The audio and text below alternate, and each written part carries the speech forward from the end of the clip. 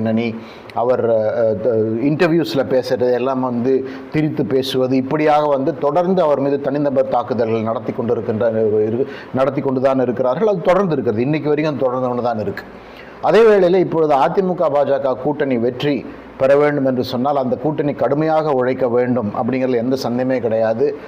ஒரு டைகாட்டமி இருக்குது தமிழக பாஜகவை பொறுத்த வரைக்கும். ஒரு அதாவது பொதுமக்கள் வெளியிலிருந்து பார்க்கும்போது ஒரு டைகாட்டமி இருக்குது. ஒன்று ஒரு பக்கம் நயனார் நாகேந்திரன் உண்மையிலேயே மாநில தலைவராக இருக்கிறார். அவர் தான் அதிமுகவோடு கூட்டணி சம்பந்தப்பட்ட பேச்சுவார்த்தையெல்லாம் நடத்துவார், தெளிவாக இருக்கிறது. ஆனால் இன்னொரு பக்கம் அண்ணாமலை பெரிய ஒரு மக்கள் செல்வாக்கு பெற்ற ஒரு தலைவர். இது நயனார் நாகேந்திரன் போன்றவருக்கும் நன்றாகவே தெரிந்திருக்கிறது.